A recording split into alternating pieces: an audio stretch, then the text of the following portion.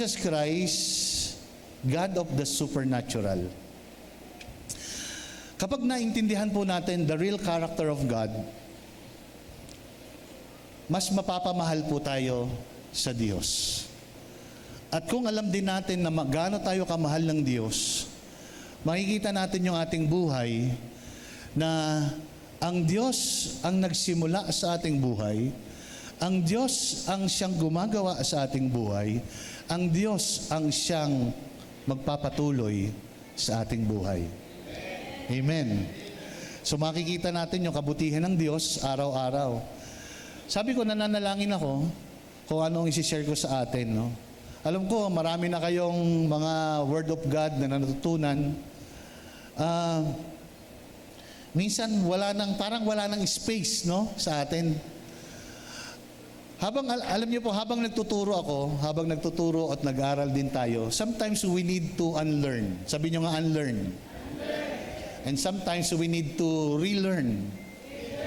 And sometimes, kailangan natin continuous learning. Yun po yung tinatawag ko na URL. Pag nag-internet kayo, yung mga kabataan, URL. Unlearn, relearn, and learn. Ano po yung kailangan nating i-unlearn? Sometimes may kailangan tayong i-unlearn that mga salita ng Diyos or mga negative things na tinanggap natin. Yung mga hindi nagbibigay ng totoong karakter ng Panginoon. At kailangan din nating i-relearn yung mga katotohanan ng salita ng Diyos. At kailangan nating patuloy na lumago. Learn the pure. Sabi nga ni Peter, no, sa 2 Peter 3:18, that we need to grow in the grace and in the knowledge of our Lord Jesus Christ. Growing is part of our life. Walang tao dito na nag-stop ng growing. If you stop growing, you stop your life. Tama ba? Meron ba kayo nakita na bata na 5 years old? 2020, 5 years old? Pagdating ng 2023, 5 years old pa rin? Di ba hindi? So merong growing. At kung kayo po ay mga senior na, katulad ko, malapit na rin. Dati po, nung huling punta ko dito, balbas ko lang yata ang puti. Puti na talaga po ang buhok ko. Kaya lang, I decided na wag na talaga magkulay. Kasi aksaya sa panahon, babalik din naman yung puti. At saka lumalabo pa yung aking mata. So, sabi ko, wag na lang. No, ngayon, hindi rin ako nakapag-ahit kasi hindi ako nakabili ng pang-ahit. Walang time. Hindi po. Talaga nagpapahaba po ako ng balbas. Ang buhay natin, laging may growing. May growth. Hindi ko alam sa inyo kung gaano na kayo katagal, Kristiyano. But sabi ko nga, sa aking buhay, I grew up in a church like this. No, sa Doropate, sa sentro noon. At 8-year-old ako, nung tumanggap ako, alam ko tumanggap ako sa Panginoon. 8 taong gulang ako. Nang sabi ng pastor, kailangan mong manampalataya, tanggapin si Jesus bilang Diyos at tagapagligtas. At salamat sa Panginoon, nakatayo po ako ngayon sa inyo sa biyaya ng Diyos. Amen? Dahil po ang ating pinaglilingkuran ay supernatural God. Naniniwala po ba kayo? Sabi ng Hebrews 13 verse 8, Jesus Christ is the same yesterday, today, and forever. Kaya po ang Diyos may forever. Amen? Sabi mo sa katabi mo, may forever. Kung mag-asawa kayo, sabi mo, may forever tayong dalawa. Amen? Ang totoo, ang Diyos ang forever natin. Amen? Kaya kung gaano natin kakilala ang Panginoon, kung ang Diyos noon, sabi ng Biblia, siya yung nagbibigay ng lahat ng biyaya, Ngayon, siya pa rin yung Diyos na nagbibigay lang lahat ng biyaya. At sa darating na panahon, siya pa rin yung Diyos. Kasi hindi siya nagbabago. Hindi nagpa-fluctuate yung kanyang character. Pero kung gaano natin siya kakilala. Nung bata ako, kala ko ang Diyos, no? Pag nag-aaral tayo ng Bible, minsan sa Old Testament, sabi ng Biblia, pinatay ng Diyos. No, grabe, no? Pagkakasulat sa Old Testament, pinatay ng Diyos ang mga tao na ganyan. Tapos pinahirapan ng Diyos. Pero kung titingnan natin sa bagong tipan, sabi ni Panginoong Hesus, I came, sabi niya sa John 10:10, I came to give life and life more abundantly. Ako'y naparito upang kayo'y bigyan ng buhay at buhay na sagana. Alam niyo po yung eternal life, alam ko na ituro ko na sa inyo dati ito. Alam niyo po yung eternal life, ang Greek word niya is zoe aionios. Ang naibig sabihin, abundant life or a life without beginning and a life without ending. Tingnan nyo nga yung inyong katabi. Meron ba siyang eternal life? Sino po dito alam nyo may eternal life kayo? Amen? Kaya yung eternal life, in the original Greek is zoe aionios. Yung zoe is a life that is overflowing or abundant, and yung eternal, it is aionios, it is without beginning and without ending.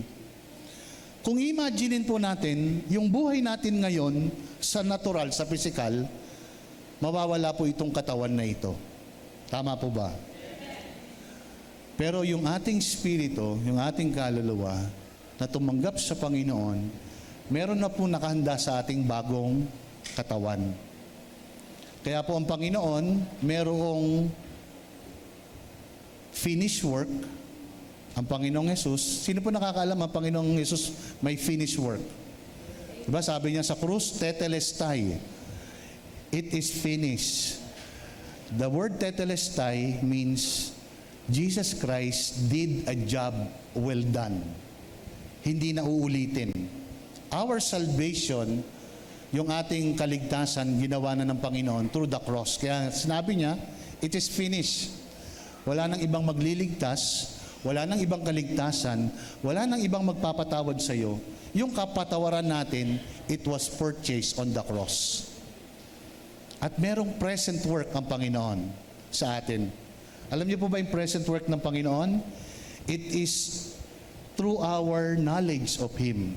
Kung gaano natin siya kakilala. Kaya nga merong renewing of mind. Amen? Merong paglago sa ating pagkakilala sa Panginoon. Kung kilala natin ang Diyos noon, siya yung nagbigay ng buhay, siya pa rin yung nagbigay ng buhay ngayon. Kung kilala natin ang Diyos na hindi pumapatay sa Old Testament, totoo yung sinabi ng Panginoong Hesus, that the thief come to steal, kill, and destroy, but I came to give you life and life more abundantly. Yung ating pag-aaralan po ngayon is tatlong L. Actually, the supernatural God, meron siyang character na tatlong L. At mamaya makikita po natin ito. Kung kayo nagsusulat, lagay niyo dyan, tatlong L. No? Nung aking pong ginagawa ito, nung tinuro ko ito sa aking mga estudyante, pagbibiro lang po. Kaya sabi ko, ang Panginoon pala ma-L. Ay, hindi niyo ako narinig. Sabi ko, di ba, alam natin sa Tagalog, pag sinabing ma-L ka, yeah? Ang Panginoon merong triple L. Kumbaga. Kaya dito makikita natin, Jesus Christ, next, supernatural, meron siyang supernatural love. Yung pag-ibig niya sa atin, hindi lang basta agape na alam natin na unconditional love. Yung pag-ibig niya sa atin is a supernatural love that even Christ's life was sacrificed para sa ating buhay. Nagkaroon ng exchange. Yung buhay niya, ngayon, dahil sa pag-ibig niya sa atin, ibinigay niya sa atin yung kanyang buhay. Kaya nga sabi ng 1 John 4:16, and so we know and rely on the love of God for us. Nagre-rely pa ba kayo sa pag-ibig ng Diyos? No, minsan kasi pagka dumanas tayo ng pagsubok, parang naisip natin, lalo na tayong Pilipino, hindi na yata ako mahal ni Lord. Parang sinasabi natin na parang nagbago na yata si Lord. Yung ating unang text, sabi doon, Jesus Christ is the same yesterday, today, and forever. Ang ibig sabihin po, kung 100% kang mahal ng Diyos kahapon, 100% ka pa rin niyang mahal ngayon, at 100% ka pa rin niyang mahal in the future. Amen? Ganun po ang pag-ibig ng Panginoon. Hindi katulad ng tao. Sino po dito yung kayo ay mag-asawa, nasa 40 years na kayo magsama ng inyong asawa? Taas nga po mga kamay, mag-asawa. Oh, may nakita ko sa taas, si Kuya. Oh, yung more than 20 years na kayo magkasama. Ako rin po, kasama ako dyan. Yung pag-ibig natin, tayong mga lalaki, kasi lalaki naman ako. Tayong mga lalaki, pag-ibig natin sa ating mga asawa, hindi nakatulad ng mga high school days natin. Right? Tama po ba? Merong mga nabago, katulad ng feelings, no? Nabago yung ating feelings. Minsan, ang tao nagre-rely sa feelings when it comes to love. Ang Panginoon, hindi siya nagre-rely sa feelings. Ang Panginoon, yung binigay niya sa atin is a promise to Himself that I will love you because I will love you. Di ba? Sino dito yung mga kabataan? Mamaya pa yata yung iba. Di ba? Minsan, mga kabataan, nagmamahal because may condition. Alam mo, mahal kita kasi sa tingin ko, bagay tayo. Di ba?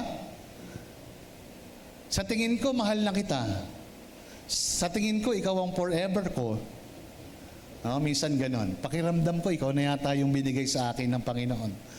At meron pa nagsasabi, hulog ka ng langit. Naku po. Mabuti, hindi.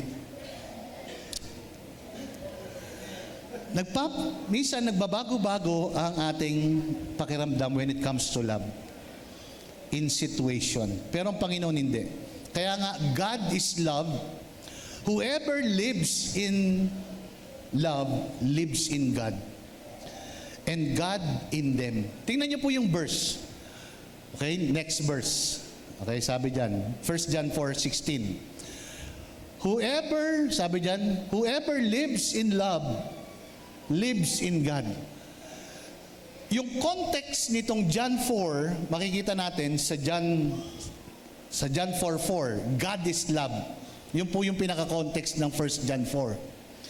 Kaya kapag nakita natin, whoever lives in love, who is God, lives in God. Kasi His character is God.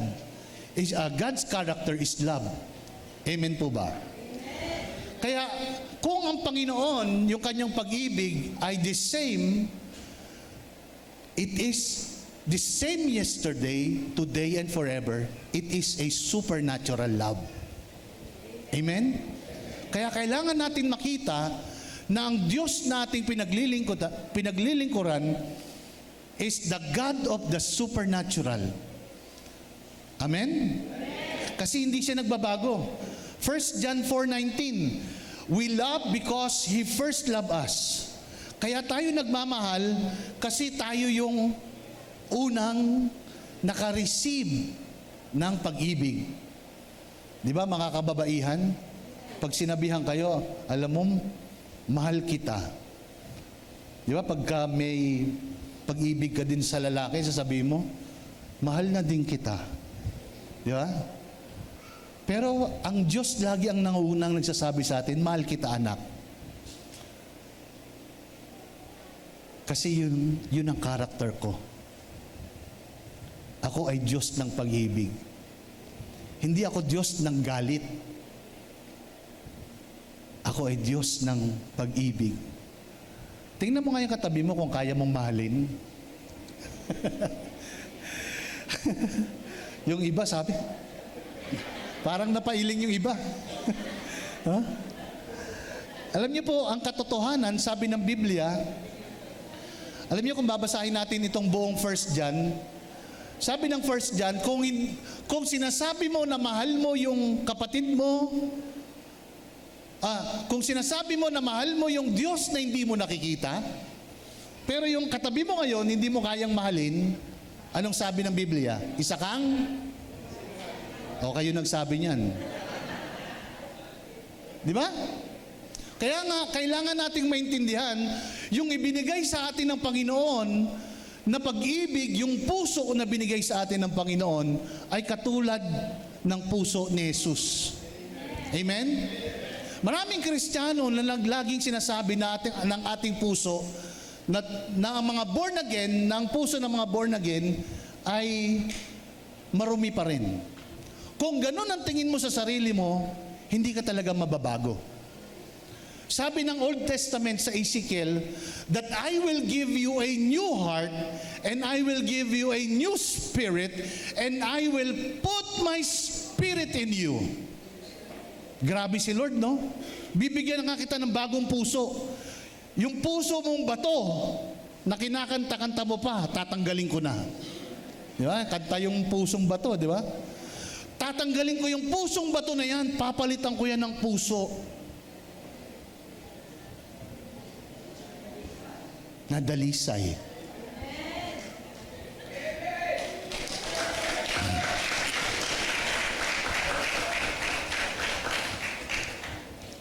Papalitan ko rin yung espiritu na nasa iyo na patay. Papalitan ko yan ng espiritong buhay. Pero meron pang dagdag. Tayong Pilipino mahilig sa dagdag. Kaya ang Diyos, kilalang kilala yung pangangailangan natin. Ibibigay ko pa ang aking espiritu kasama ng iyong espiritu.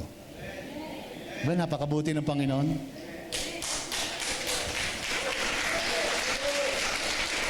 Kapag ganoon ang pagkakilala natin sa Panginoon, magiging ibang takbo yung ating buhay. Kaya nga ang tawag sa atin, born again. Mga saint tayo. Hindi na tayo sinner. Kaya nung sumulat si Paul, hindi siya sumulat sa kanyang mga epistle nang sinabi niya, to the saint and sinner of Rome. Hindi po ganon. To the saints of Rome, to the saints of Ephesus, to the saints of Galatians, to the saints, to the saints, to the saints. Why? Kasi pinapaalala ni Paul kung ano yung identity natin. Alam niyo po, ako po ay nangangarap makasulat ng libro for almost 7 years na yata. Ang title ng aking libro na nasa puso ko, na hindi ko pa naisusulat, is The Power of Knowing Your True Identity. Yun yata yung unang preaching ko dito, i-preach ko. Last year, ang preach ko, alam niyo pa, tandaan niyo pa? Hindi niyo natanda, balikan niyo po sa Facebook. Last year, ang preach ko is the gift of the resurrection. The benefits of the resurrection. Ano ba yung mga benefits na yon? Pero kailangan nating maintindihan sa araw na ito, yung born again, kaya tayo na born again kasi binigyan tayo lahat bago.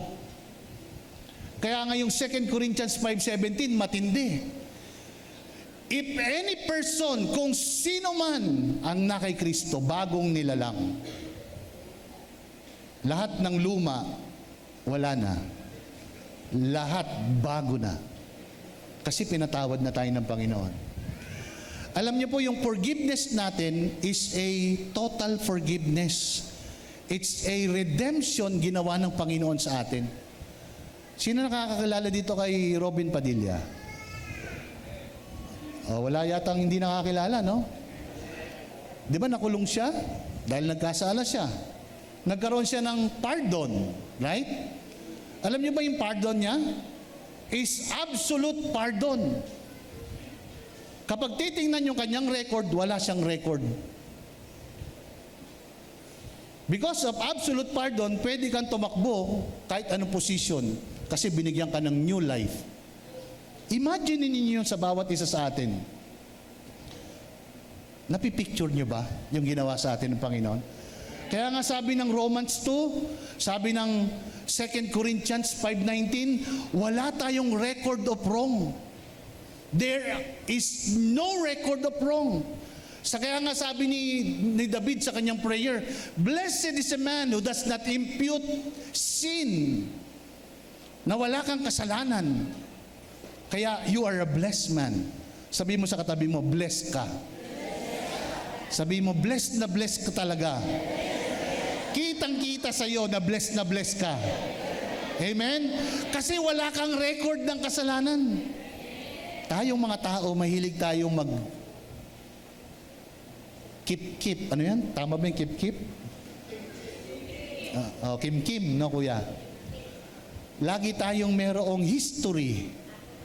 No, tinatago, iniingatan yung kasalanan ng asawa, kasalanan ng anak. Alam nyo, dapat po nagpapatawaran na tayo. Sabihin nyo nga sa katabi nyo, pinapatawad na kita. Amen?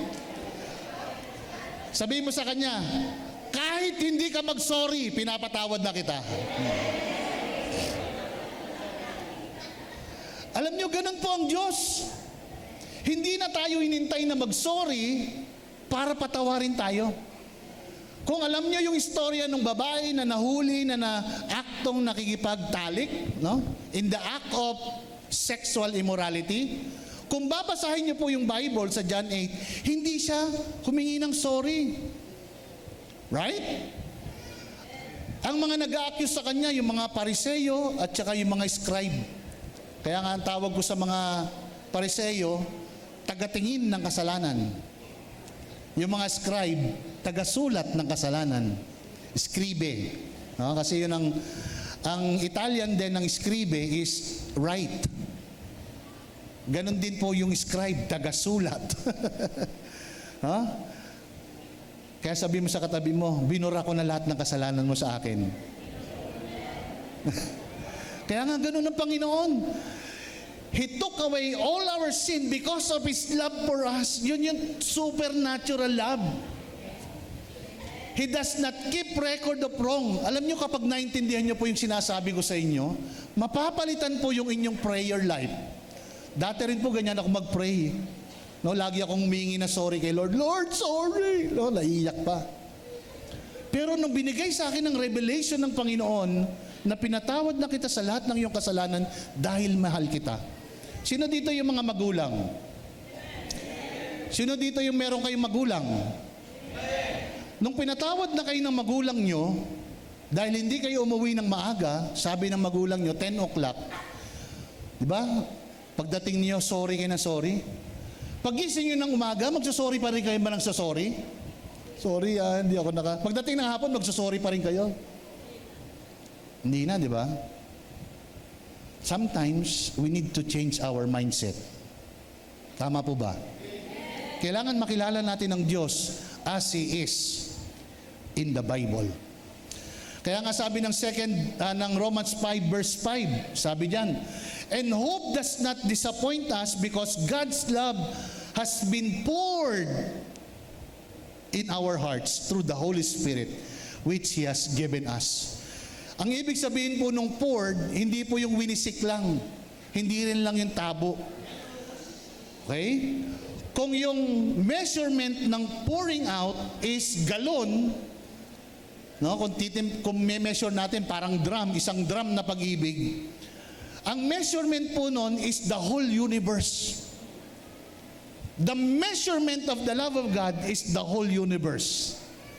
Kaya nyo bang sukatin yung universe? Di ba hindi? Kaya nga yung pag-ibig ng Panginoon sa atin is a supernatural love. He poured out His love upon us through the Holy Spirit. Kaya nga yung Holy Spirit na nasa iyo is the guarantee that God loves you. And the Holy Spirit will never leave you. The Spirit of God will never abandon you. Amen? Tuloy natin. Romans 5 verse 8, but God showed His love for us in this while we were still sinners. Christ died for us. Hindi namatay ang Panginoon nung tayo ay mabait. Kasi walang mabait. Sabi ng Biblia, hindi batayan yung ating mabubuting gawa para sukatin na tayong mabait or righteous. Ang batayan, yung obedience ng Panginoon, kung paano niya tayo minahal nung tayo ay makasalanan pa. Nung tayo ay makasalanan pa. Ngayon, sabi mo sa katabi mo, hindi ka na makasalanan. Kasi saint ka na. Isa ka ng saint. Sabi mo nga. Oh. Pero hindi po ibig sabihin, excuse kayo sa kasalanan. Magkaiba na po yung ating posisyon. We were, dati po tayong makasalanan, ngayon po, saint na tayo who sometimes sin. Hello? Naintindihan niyo po ako? Hindi po tayo excuse. Pero iba na po yung ating DNA. Kaya nga, maintindihan natin, Christ died for us. Then, unconditional love, sabi diyan. Then, susunod, no separation from in God's love. Ayan, yung next. No separation in God's love. Alam niyo ba na yung binagit sa Old Testament, ang pinagsama ng Diyos, hindi mapag-iiwalay ng tao. Saan po ginagamit yan? Nag-asawa, no? Pero marami po sa mundo, ano sabi ni ate? Separate. Hindi lang, minsan, no? Divorce. Alam niyo po, nung binanggit yan, ang totoo niyan, ang original meaning niyan, ang pinagsama ng Diyos, ang Panginoong Hesus, at ang church, hindi mapag-iwalay ng tao. Hello? Siguro ngayon nyo lang narinig yan. Ngayon nyo lang narinig. Hello? To ba? Sino yung unang nakarinig ng ganon? Ngayon nyo lang narinig. Na ang Panginoong Hesus at ang church, hindi mapag-iwalay ng tao. Kahit sino, kahit anong bagay, hindi mapag-iwalay ng tao. According to the Bible. Ang mag-asawa sa lupa, nagkakaroon ng ending yung kanilang relasyon. It's either maghiwalay sila or mamatay yung isa. The end yung kanilang relationship bilang mag-asawa. Sa Panginoon, hindi. Kasi sabi ng Biblia, kapag tayo ay umalis dito sa katawan, we are together with the Lord. Sabi ni Paul, whether we live in the body or out of the body, we are in the Lord. So there's no separation. Tingnan natin. Sabi ng Romans 8:31 hanggang 39, what does all this means? If God has determined to stand with us, tell me, who then could ever stand against us? So dito nakikipag-usap si Paul, nagkakaroon ng argument. Kung ang Panginoon, He determines to love you forever. Kung ang Diyos, pinasya niya na mahalin ka, ikaw na yung forever ni Lord. Anong ibig sabihin nito? Sabi niya, He will stand with us forever. Masakit minsan sa pamilya, nag-aaway-away, no? Pero sa Diyos, gusto ng Panginoon, we, the body of Christ, the church. Di ba sabi ko kanina? Christ is the, and we are. So pag kinurot mo yung pisngi, ramdam ng buong katawan, di ba? Dapat ganun din tayo, maintindihan natin. The body of Christ spiritually, kapag sinasaktan natin ang bawat isa, nasasaktan ang buong katawan. Kaya nga sabi ni Jesus kay Paul, di ba? Nung hindi pa Christian si Paul, in his conversion, sabi ni Paul kay Lord, who are you, Lord? Sabi ni Jesus sa kanya, I am Jesus, the one you persecuted. Sabi ni Paul, paano kita pinersecute? Ano sabi ni Jesus? Sa lahat ng ginawa mo sa aking mga anak, ginawa mo sa akin. Right? Kaya sabihin mo yung katabi mo, lahat ng gagawin mo sa aking masama, ginagawa mo sa Diyos. Kaya mas pipiliin kong mahalin kita. Sabihin nyo nga, kaya mas pipiliin kong mahalin kita. Sabihin nyo sa katabi nyo. Amen? Hallelujah. Sa verse 32, sabi niya, for God has proved His love, prinob ng Panginoon yung kanyang pag-ibig sa atin by giving us the greatest treasure. Yung binigay ng Panginoon sa atin, hindi lang supernatural love, He gave us the greatest treasure. The gift of His Son. Yun yung greatest treasure. Yun yung inheritance natin. Kaya kung gusto nyo ng treasure sa mundo, yaman sa mundo, mas maganda yung inaalok ng Diyos. The gift of His Son. At ang napakaganda dito, pag-gift, walang bayad. Kahit araw-araw ka lumuhod sa church, kahit linggo-linggo ka, lumapit sa harapan at kailangan ng panalangin. Kapag hindi mo naiintindihan na tinanggap mo na yung greatest treasure na nanahan sa iyo, sa tuwing lapit mo, ang iniisip mo, makasalanan ka pa rin. Sabi ng Biblia, ang gusto ng Panginoon sa atin is the fruit, bunga. Alam niyo po yung bunga na yon, hindi po yun yung mga gawa lang. Ang bunga na ang hinahanap sa atin ng Panginoon is the fruit of our lips, which is thanksgiving to God. Halimbawa po, bibigyan ko kayo ng regalo.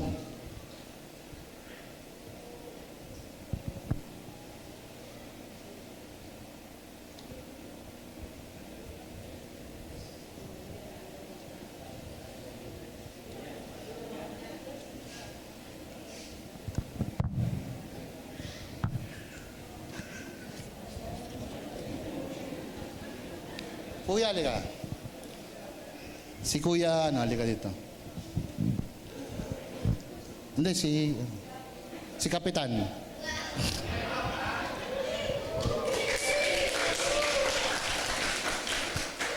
Halimbawa, bibigyan ko to kay Kapitan. Tanggapin mo to, regalo ko sa'yo.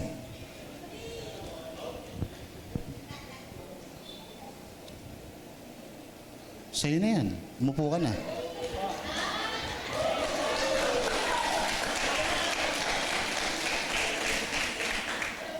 Meron ba siyang binayaran sa akin?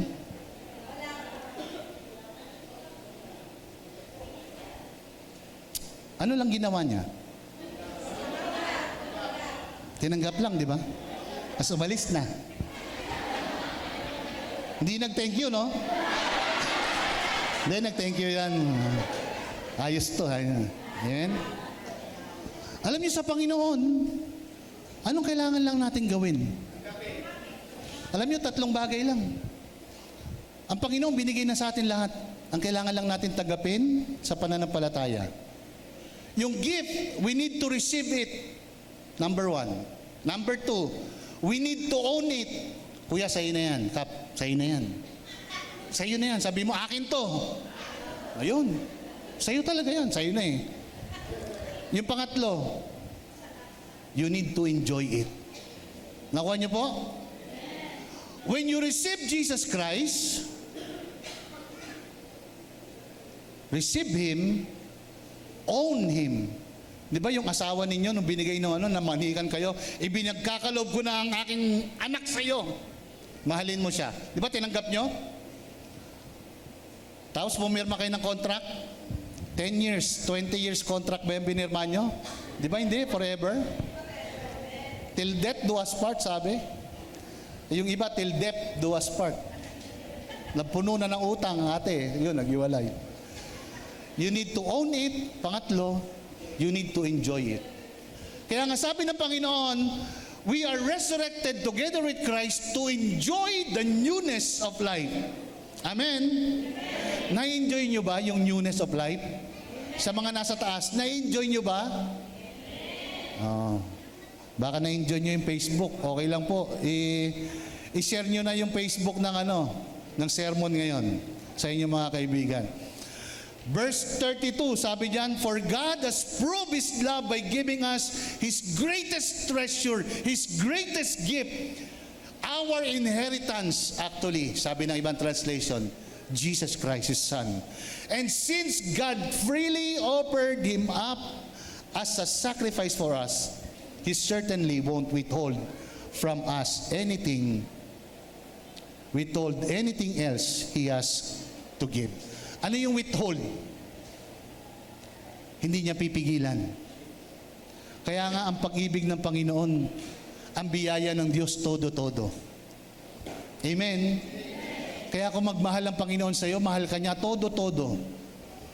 Nung ako'y nagsusugal pa, sabi ko, todo-todo. Todo na lahat. No? Ang pag-ibig sa atin ng Panginoon, ganun po katindi. Kaya nga, there's no separation. Next. "Who then would dare to accuse us to those whom God has chosen in love to be His?" God Himself, sabi diyan, mismo ang Diyos. God Himself is the judge and has issued the final verdict. Ano yung final verdict? Pakibasa nga po.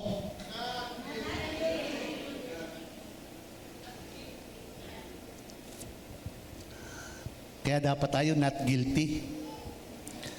Yung absolute pardon, ang ibig sabihin nun, wala kang record. Sabi ng Hebrews, alam niyo po, 3 beses sa Bible, 1 in the Old Testament, 2 sa New Testament, sinabi, "Your sins and your iniquities I remember no more." Kung kinalimutan na ng Diyos at sinabi sa Romans, wala ka nang nakalistang kasalanan in your bank account. Kung meron kang bank account of your sin, bankrupt na, sabi ng Romans. Sino dito yung may bank account kayo? Sino yung may GCash dito? Taas nga kamay, may GCash. Ay, wala. Bibigay ko pa sana yung number ko. Lalagyan ko sana kayo eh. Okay? Pag sinabing yung account of our sin, our bank account of sin, wala na, ibig sabihin bankrupt na. Sabihin mo sa katabi mo, bankrupt na yung iyong account of sin. Hindi na pwedeng buksan. Ang meron ka is your account of righteousness. Amen?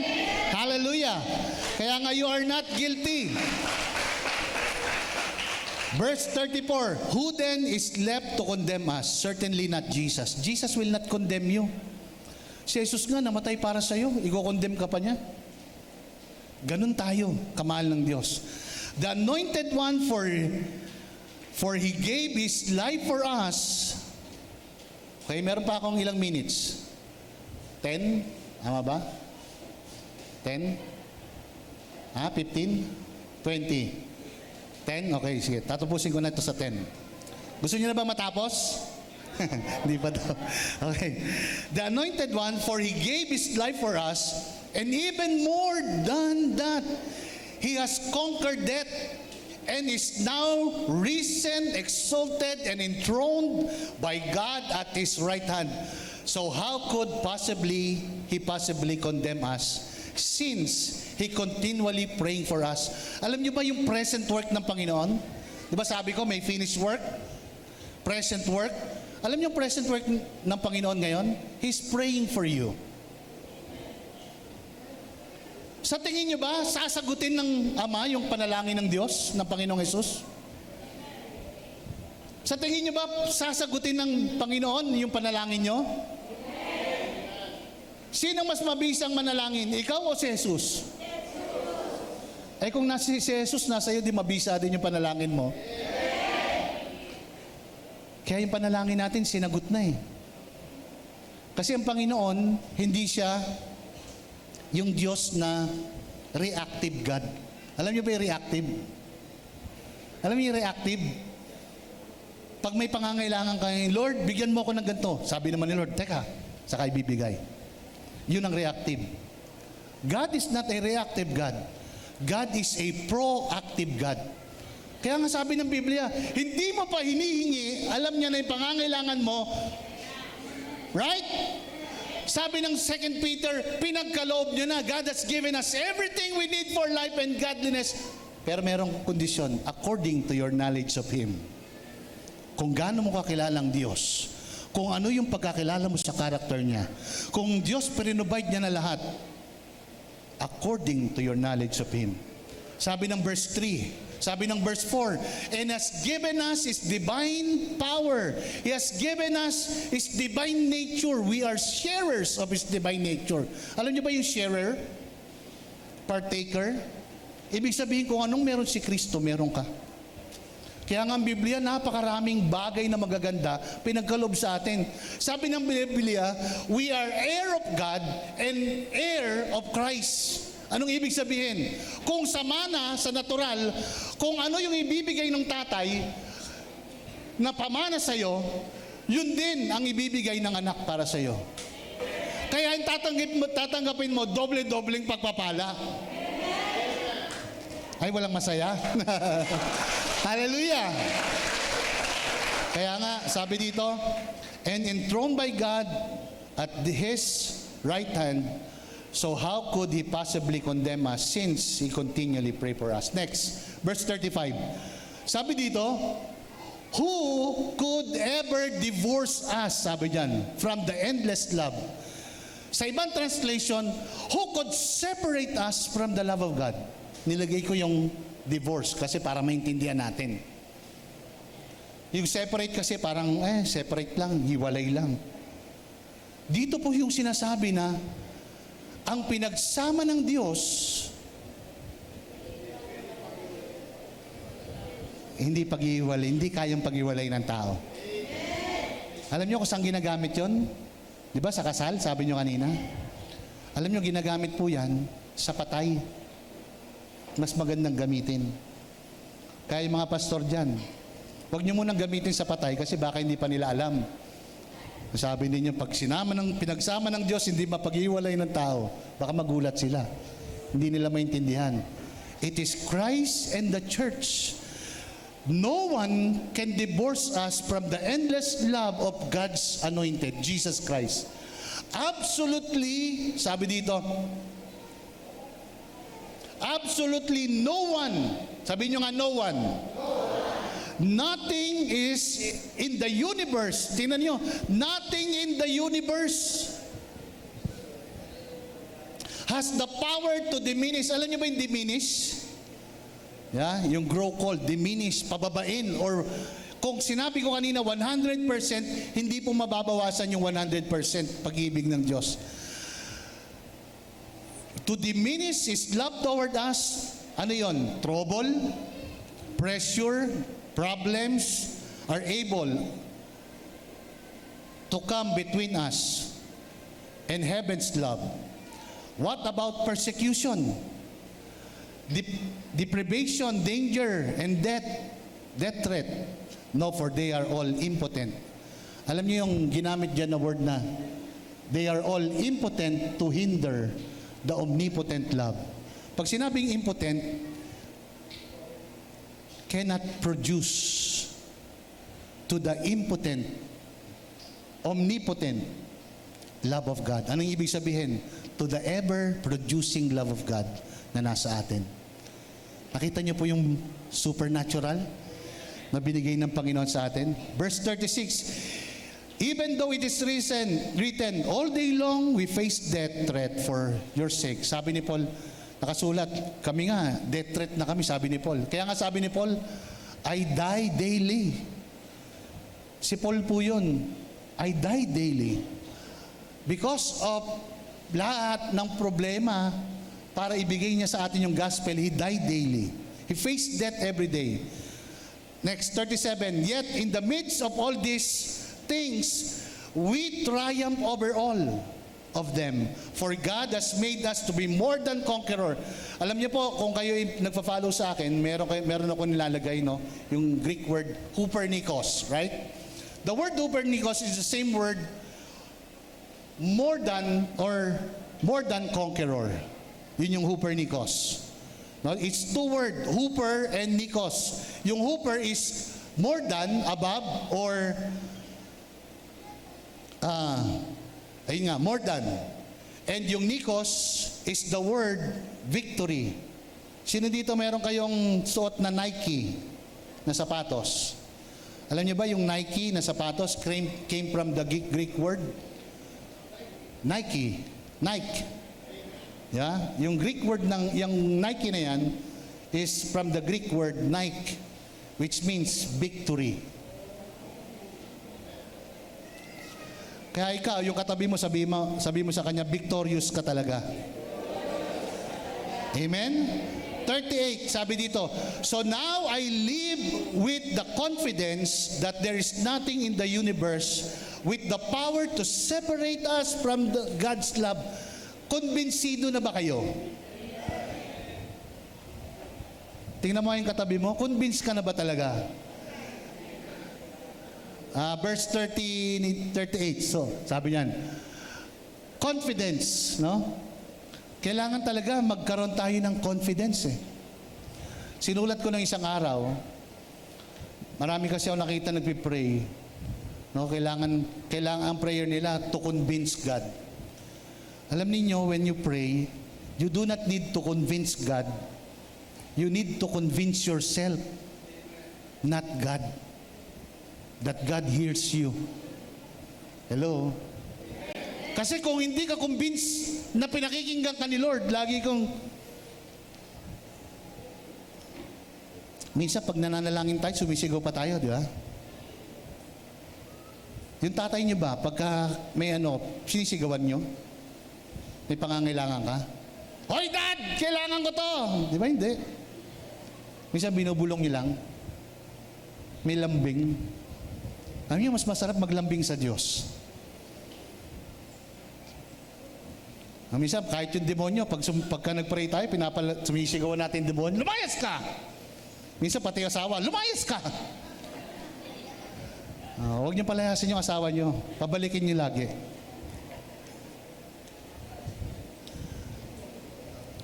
Alam niyo, kahit bumulong kayo, hindi pa nga kayo nananalangin, sabi ng Biblia, aalis na yung demonyo eh. Kung alam ninyo, nasa inyo ang Panginoon.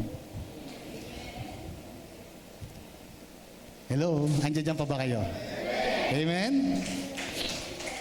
Kaya nga, sabi dito ni Paul, I am convinced that this love will triumph over death. Tingnan mo yung pag-ibig ng Diyos. Will triumph over death. So nothing can separate us from the love of God, even death. Amen? Sabi diyan, convinced that His love will triumph over death, life's trouble, fallen angel, or dark ruler in the heavens. There is nothing in the present or future circumstances that can weaken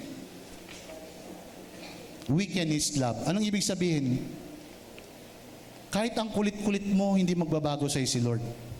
Kahit ang tigas ng ulo mo, hindi magbabago sa si Lord. Amen? Kaya nga, hindi manghihina si Lord. Kasi, yun ang character niya, pag-ibig. There is no power above, 39, or beneath. No power could ever be found in the universe that can distance us. Ito na, wala na makakapagpalayo sa atin. Why? Kasi ikaw ang Panginoon magkasama. Every day, every minute kasama mo ang Diyos. Sabi mo nga sa katabi mo, nasa iyo si Jesus.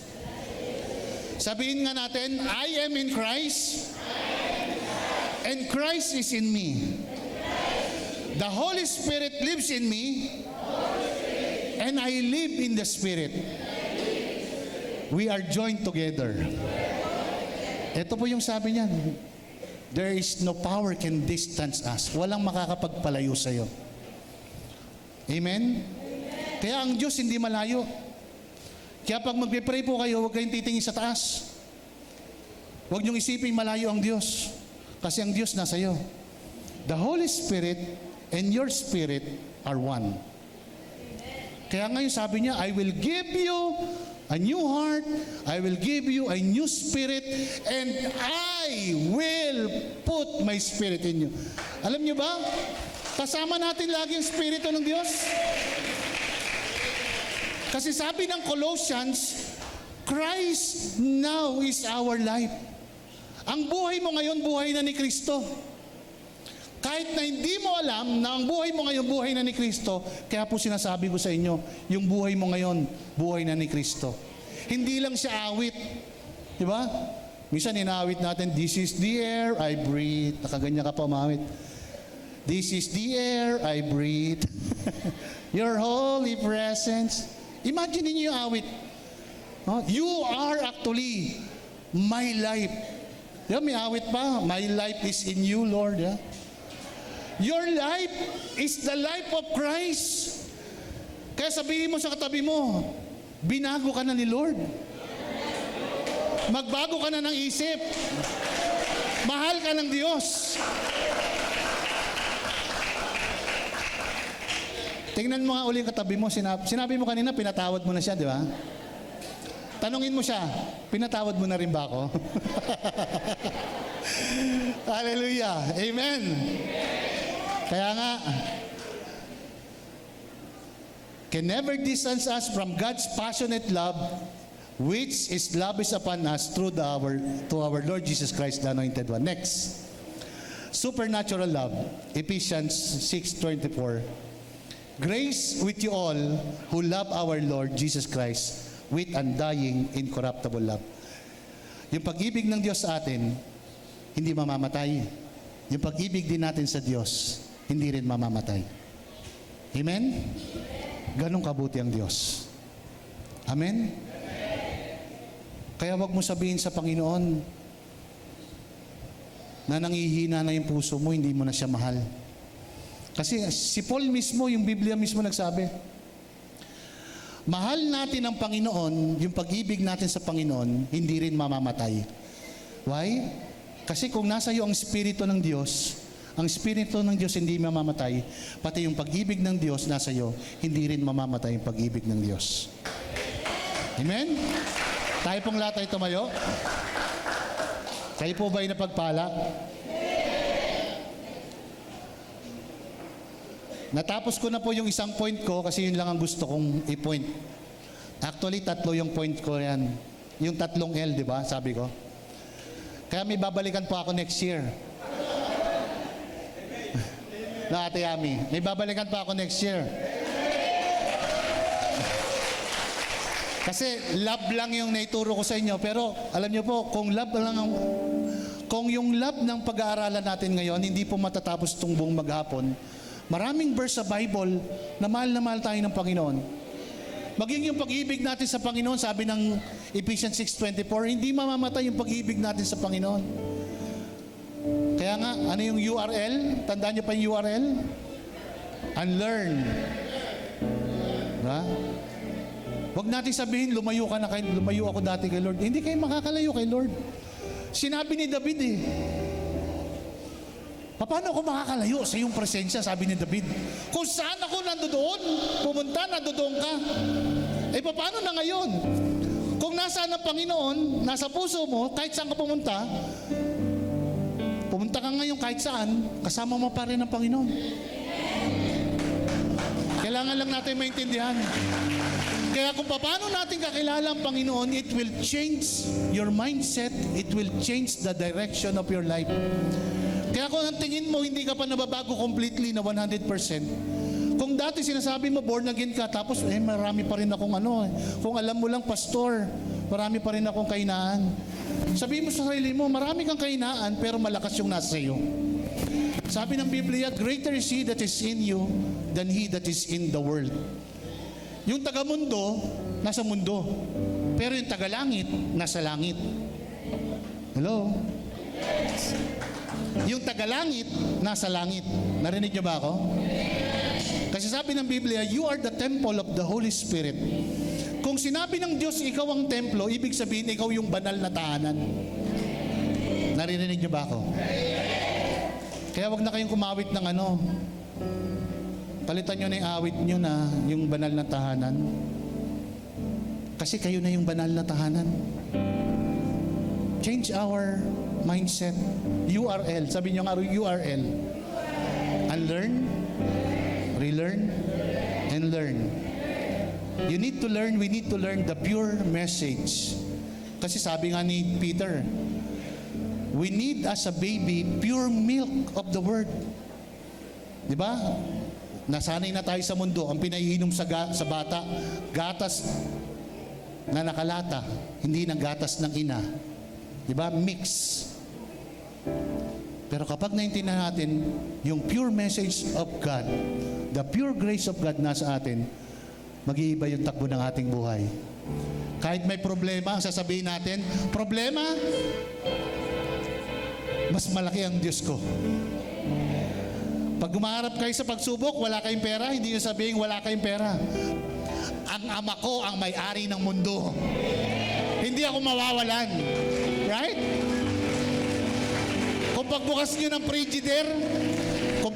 frigidaire, wala nang raman yung rep nyo, sabihin nyo, salamat sa Diyos kasi hindi nabulok, mapapalitan ng bago.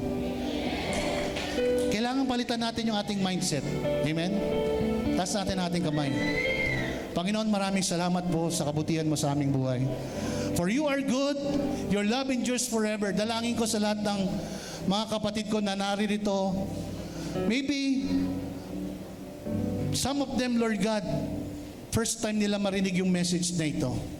Pero dalangin ko, katulad ng panalangin ni Paul, that you will open the mind of their understanding, that you will reveal the greatness of your love, the greatness of your power, the greatness of the Holy Spirit that resides in them. Kaya nilang magmahal, Panginoon, dahil yung puso mo nasa kanila. Kung si David, nais ni David, ang dalangin niya, nabigyan siya ng puso ng Diyos. Ang sinasabi ko sa inyong lahat, yung puso ng Diyos nasa iyo na. Kaya Panginoon, dalangin ko sa bawat isa dito that they will understand the new life that they receive. It's a new, fresh, revitalized life that comes from you. Sino man may karamdaman dito, Panginoon, I declare and decree in the name of Jesus, you are healed in Jesus' name. You are healed in Jesus' name. Kaya Ama, marami pong salamat. I give you all the glory. I give you all the honor in Jesus' name. Amen. Amen.